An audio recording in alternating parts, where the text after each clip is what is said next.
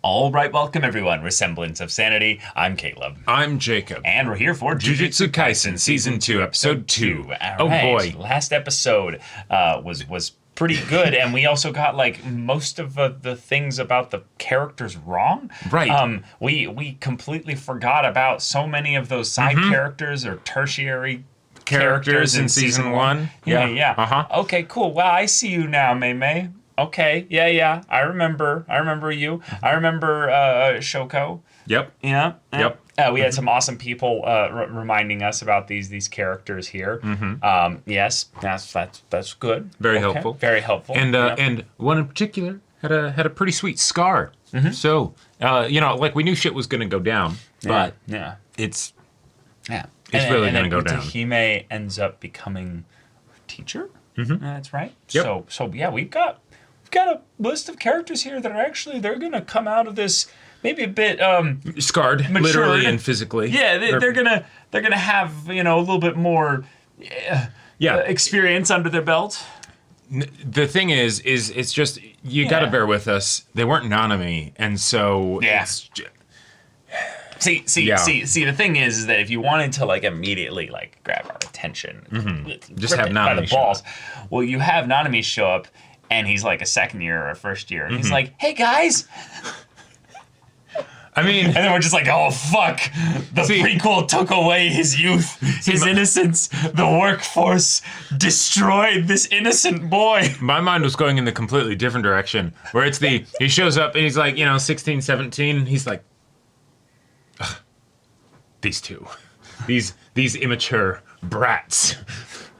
See, I think he would be weak enough at this point where he would just be like, "Oh my God, you guys are so cool!" He's heard all about Gojo and he's so excited to meet him, and then he meets him and he's like, "You're kind of a piece of shit, aren't you?" Yeah. But Geto's all right. Yeah, Geto's all right. Yeah. At least I can rely on Geto. Yes. Yep. I love that we're getting this prequel. This feels very like derpy, fun, lighthearted and everything, because we know this is Jujutsu Kaisen. You're going to build us up to the it's good fun times, and hey, now that we know that these characters actually are in season 1, not many people are going to die here, right? Because death is the easy option. Why kill them when you can torture them, or you can break them mentally? Exactly. Yeah. So that's wonderful. And speaking of potential mental health issues, Megumi has a family member that is a bit mysterious and probably also dad, given that... Like, you just know Megumi has daddy issues. Yeah, I think you were right. I think you were right. It fits too well, and he's too hot.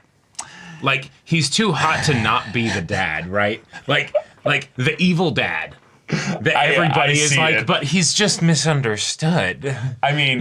or he's just actually, like, a demon and living in human form. I think in Jujutsu Kaisen, we're not wanting for hot dudes, really.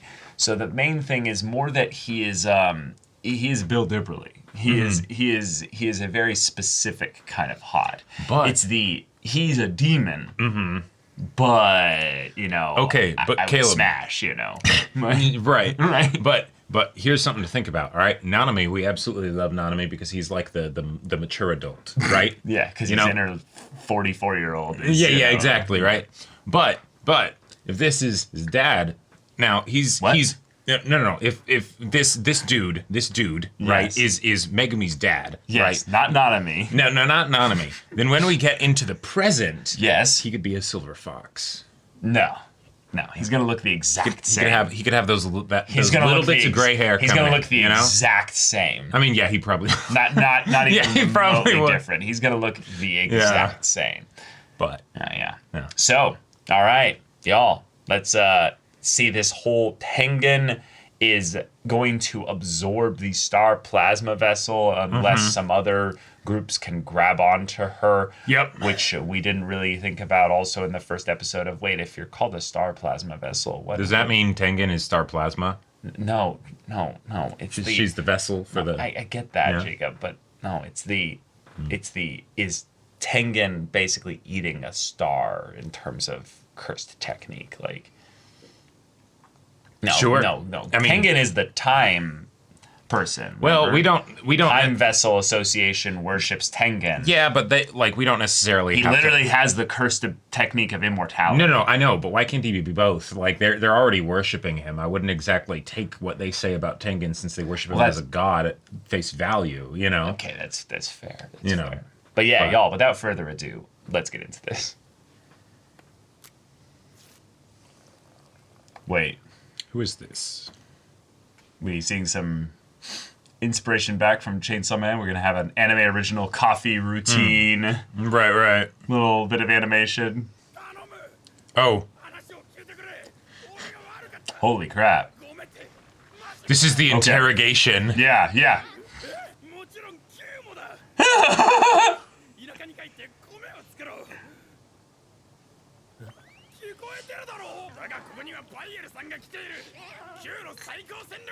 Cool. Go just like, I took care of Bayer. Fucking Gojo selfieing with his combatants that he's beaten. Why does it feel like a requiem for you being like, they're done. Ah, right. The mature one here. Doing very adult things.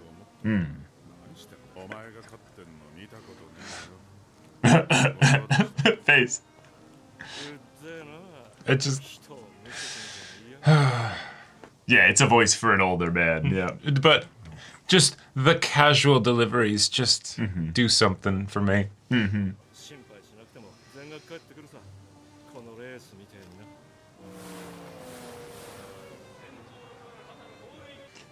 Damn it, yeah.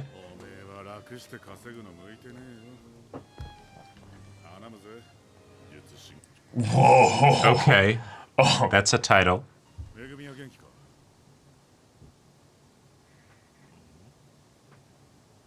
Oh, you were right. Oh, yeah. Oh. Wow. All right. Yeah, That tracks.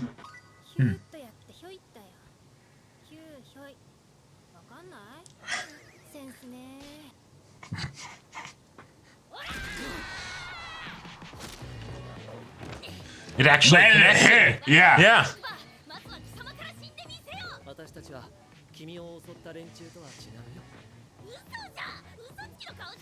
Oh, yes. Okay, we can kill her now. Yeah.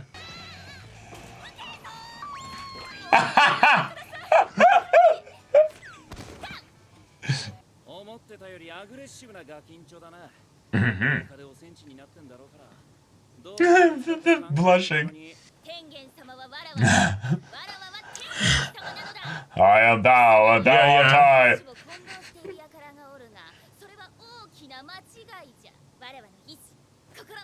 So I'm getting my strong personality ready for it. Yep. Yeah.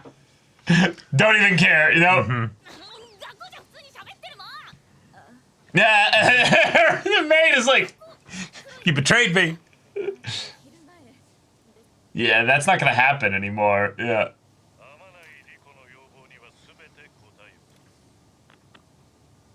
Prepare the vessel or something. Okay.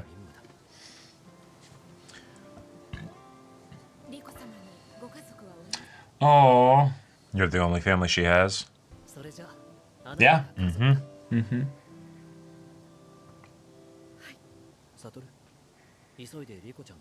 Oh, just go now.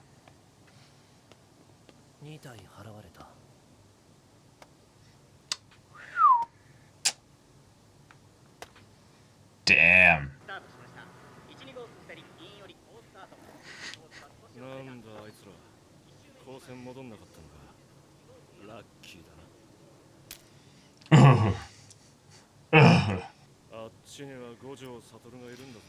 I want takoyaki.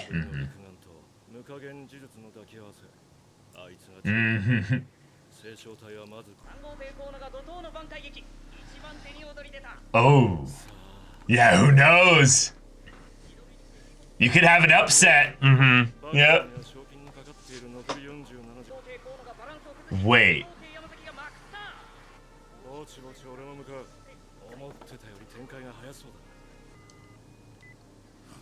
Another diva. That was unsettling. He's not there anymore. Oh my god.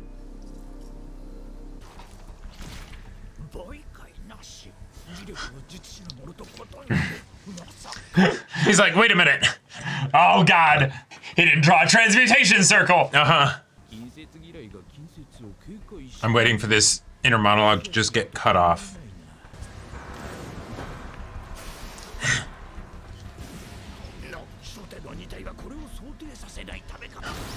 Just send a big monster. No, he's just trying to be generally considerate. Mm-hmm. Oh crap. All right. It is.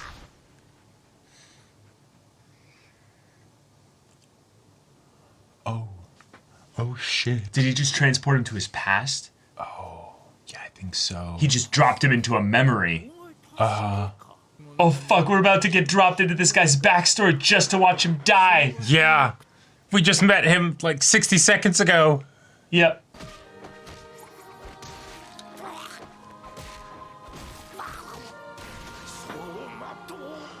Oh. It wasn't even an ability. No. God, the music and everything just... Fuck! Holy shit. And here I was thinking he had some, like, mind-controlling, like, demon or whatever.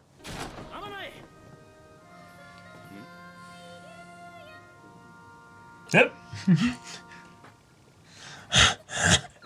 Why would you embarrass me in front of my friends?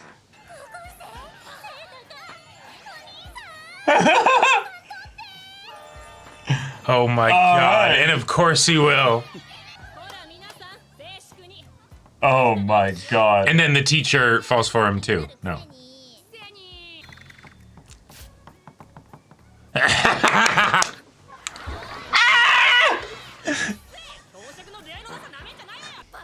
Wow. Oh my god. That was incredible. Oh. Oh.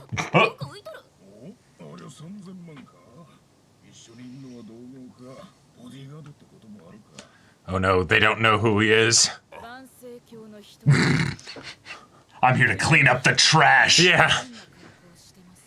She breaks them up in half and impales them on it. She's gonna put curse energy into that mop like it's nothing.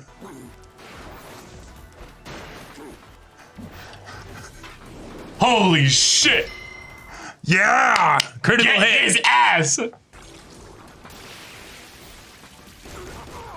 Nice, Oh. nice. Teamwork, teamwork. Yeah, Oh, yeah. right.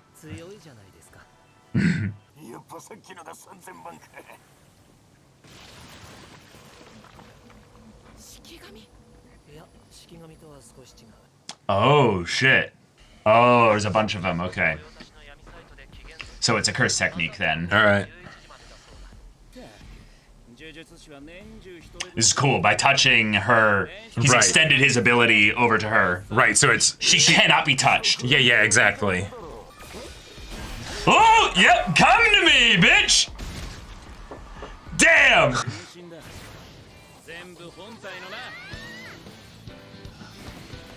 Bait!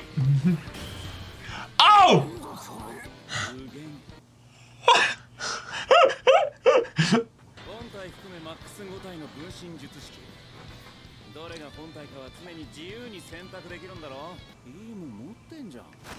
But what if they're all taken out at once? Yeah.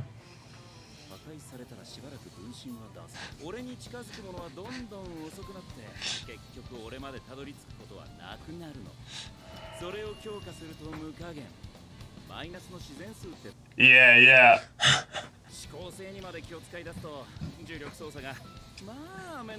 Yeah, it's a bit strong, yeah. Yep. We're gonna be a bit improper here. Holy shit. Yeah.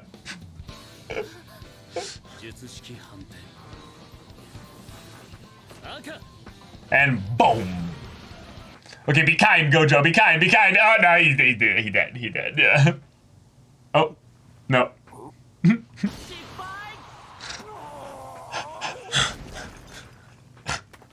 Holy shit.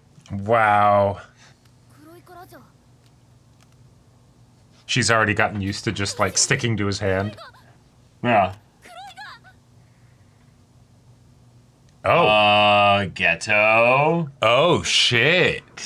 Okay, season 2 is starting off really strong. We have another banger of an episode, really good fights, really good, like, immersiveness with, like, the camera, the music, and everything. I really feel like what they've really kind of gone all in on with this season is we're having a very, like, straightforward, simple story to kind of get everyone reprimed up for when things go back to the, present and stuff. But the overall presentation of just the ways in which we'll go into the silly stuff, the horror, kind of scary stuff, the like intense, almost goofy action because of how overpowered our protagonists are at this point. And yet we can tell, oh no, next episode or so, we're going to face this now Fushiguro guy. And he is weighing and wagering his power against Gojo's in his mind, which is crazy to think about, right? Like, now granted, this is a younger Gojo, right? He's not quite as strong as he is in the present. Sometimes he messes up when he's trying to do an ultimate technique. I think he's probably in some key areas. He's a lesser infinite right now. Yes. But I think also there's a nature in his ability that is that you can't really get it stronger. Like, how do you, like, that's the thing I thought that was interesting was that the guy made a point of how he has the six eyes and the infinite something. And it's Gojo doesn't just have the infinite power. The infinite curse technique. Yeah. Right. It's actually a couple other things. So it's Gojo would be a problem if he just had the ability to not be touched because you'd move so slow as you get close to him that you can't win, so therefore eventually he'll win, kind of a deal. Right. Yeah. But he also has offensive technique and stuff that will cause problems. So that will be its own thing that will be a lot of fun to see. But I think the thing that I was the most surprised by with this episode is how much action there actually was. Because once they brought up the whole idea of like, hey, no, Tengen gave orders to not bring her back to Jujutsu High yet, to fulfill her every wish and stuff before she gets brought back to be absorbed and everything. It's like, oh, okay, cool. Because she's going to have her life forever changed. Yep.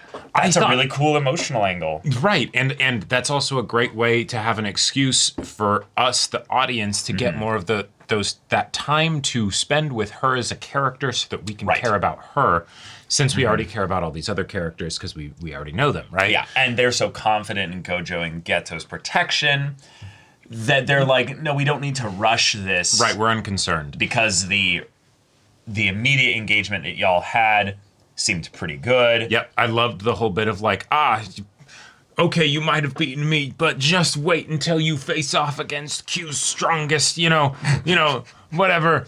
And is this him? Is this him? And Gojo's just like, hey.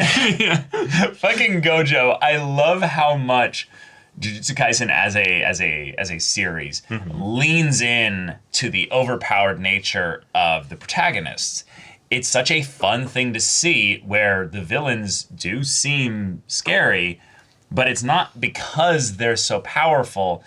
It's because the heroes treat them so seriously despite being so powerful. So in these instances here where it's these are the goofy times where Gojo's just making quick work and laughing his way, having fun here. Right. It's something where theoretically we could go back into that like false sense of security. Right. If we ignored the whole Fushiguro thing and whatnot. Right. And that's brilliant because that fight's coming. But it's just the thing of where, if this is a fight that's coming now, are we getting a rematch in the present or something? Well, and Or is Gojo literally just gonna kill Megumi's dad or something? well, on top of all of that, regardless of what happens with this exact plot, we are also building up one of our other villains because we know that Geto eventually goes bad. Right. So the fact that we're getting to see all of these ways in which Voldemort. yeah, exactly, right? Like that whole bit with the old guy. I think that was like brilliant, right? Just have this person who goes through all this stuff, and we're waiting for the other shoe to drop of like, and he then thinks he's Geto in Hunter crushes him. Hunter. He's doing full like techniques, and he's like, okay, my power gives me these abilities and stuff. Right, and this he's similar to strategy, me yada, because he's yada. a summoner. Right. So okay, if he's summoning curses and stuff, based on the way that his stance is going here, the environment and everything here, he doesn't want me to get in melee with him. So regardless of whatever attack he uses, I will then surprise him because of the environment being this limited one. I can breach his defenses by busting through one of the windows here because they're so close to him on his sides. And then Geto's like, yo, you're really thinking up a lot of plans here for this anime where it's just whoever's stronger wins, bro. Exactly. Get fucked. And then he actually does the window trick. And then suddenly, the way they presented it, it almost felt like he entered like a domain of sorts.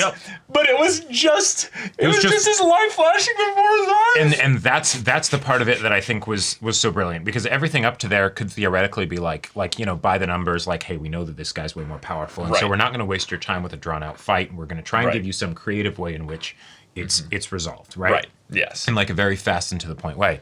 But the fact that they set something up that you think could be some kind of like, curse that he has that is, fucking with the dude. Does something that fucks with his head. Yeah. And no, it's just, he's so strong and is coming at him with such force that in that instant, as soon as he bursts through the window, it's over. It's over. And he knows it's over. Like, amazing. I love it. I love it too. Yeah. It's the kind of thing where Geto and his superiority complex and fucked up philosophy and stuff, it ends up kind of calling into question like where it all began. And we saw a bit of the conversation that he had with Gojo in the basketball court, but things like this where it's he does fight different than Gojo. Gojo actually has a lot of ego in this. Geto has ego, of course, because he's a person. Right. But like, no, he didn't really give the guy any extra time or anything like that. He just let him, think up his stuff there. He's like, okay, that's the kind of person when you are. do your thing. You're the kind of person that thinks up plans, which means you're weak. So you're done. And you'll at some point, like once I give you an opening to try and do your plan, you will 100% try and pull it off. Yeah. And there we go. You're done. Yep. Also, I have to say, I love Riko, the vessel for Tengen. Her personality and the idea that she's like, no, I am going to become Tengen, and Tengen is going to become me. So I'm ready to be this loud, boisterous, strong personality that will absolutely survive the fusion. I'm going to become immortal, bitches. Like, what do you have? Oh, you have some infinite, thing or whatever. I mean, that's kind of cool. But I feel like it's the meme. Does she know? Right. It's really like, actually, does she know? Like, I don't know if she does. And with that whole introduction, I was really surprised that we went away from that so quickly. Like, yes, the whole bit with the home screen to change your home screen. Oh, that's nice. Yeah. And the teacher that's like immediately like, slipping Gojo her number later at the missionary school. Right, exactly. Yeah. But like, I want to see the three of them have some shenanigans where it's like after fending off all the enemies, it's late at night and they're like, well, we can't be in like a public place. So, they're like in the woods somewhere, and they're just like... And they go to get takoyaki. And then this motherfucker is like literally waiting for them. They sit down to eat. Boom! Cursed energy kills everybody in the restaurant. No, even better. They go to get takoyaki and he's already there. Oh, and he's just sitting there talking with them. Yeah. They have no idea who he is. Yep. That's the other thing. The fact that he's known as the sorcerer killer or jujutsu killer, basically, is a cool kind of build-up for him, because the thing that we had as a very strong bit of his personality is that he is kind of bored and done. Like he seems so exhausted and tired by the mundane. So he goes to a gambling place, probably because he's an addict. Sure. Because he keeps losing. So he's not doing this because he's got a game plan or anything. And he also probably has money to burn.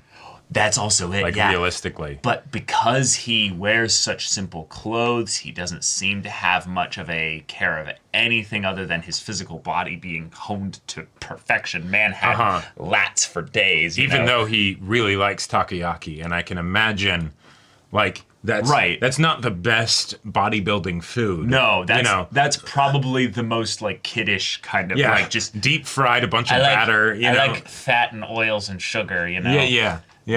But the idea that when we have the classic guy bumps into the bigger guy, and he just kind of on the phone and just has his little squat down, is there a problem? And the guy just doesn't say anything. Yep. He goes back to get his tea. The guy is gone. And I didn't even notice run this. away. Yeah. We don't see what happened to him. He's not sitting there watching the TV anymore. There's no sound associated with it. Something happened to him. He's just not there anymore. He's just not there anymore. We see the leftover takoyaki with 2 chopsticks in the middle there, implying the curse technique that this guy has is being subtly inferred here. And regardless as to what it is, or if it's not that at all, it's just this is how terrifying he is. Yeah. That was one of the most chilling scenes in the episode, because everything else tonally was lighthearted and silly and goofy and fun. Oh, yeah. And then his scene was, well, there's going to be an incredible match coming up here, folks. It's going to be really, really interesting to see who pulls ahead here. Yep. And then his whole thing of, could I take Gojo? No, wait. Maybe. Wait. I don't know. There's an upset going on in the race, so who knows? Maybe not. I don't know. And also, if you think about just the idea of the trope of, bad guy bumps into somebody, right? The reason why you do it is to show their character. And with the way that it's going up until you realize, the guy's just gone.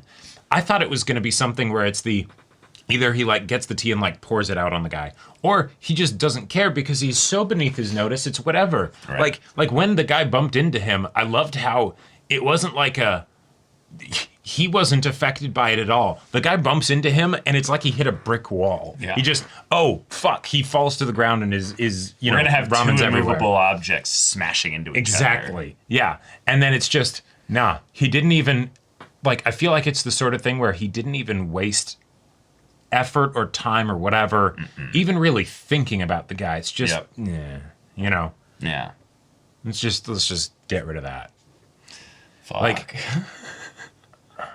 Okay. This is, That's if you're going to have someone face Gojo, this is the way to build them up. I can't tell if he's just going to be one of those, Zenin. So he just infuses his body with cursed energy. Sure. That's it. He's the most simple, basic ability of some kind. Yeah. Or it's if anything, we have no way of knowing kind of what type of ability he has, because his physical body is just I reached the apex of power with jujutsu abilities and curses and stuff like that. So I guess I'll get thick. Well, I think so. It could be. I mean, that could absolutely be it. But I think we do actually have a pretty good clue with regards to his ability, because you can be very powerful and all that stuff, but that doesn't mean that your abilities are subtle, right? Oh, sure. Gojo doesn't exactly have a lot of skill with the subtler, approach to things, right? But the dude that he decided to erase was just that, erased, right? Yes. He does not exist anymore. He was sent somewhere else or something. And that makes me think that he has some kind of consume, devour, just blip from existence kind of deal. Yeah. And I want to bring up, he was working with the Time Vessel Association. He's worked with them. So. Well, yeah. And so if you think about something that could go up against Gojo, there's the power for power type deal, sure. But if you want to talk about abilities that could theoretically get Gojo, for me, I would think it would be something like that. It's I can I can fold time. reduce space. anything to nothing, right? So what happens when you go up against something where you're not actually able to make physical contact, right? Sure. Like, the set everything to 0 goes up against infinite.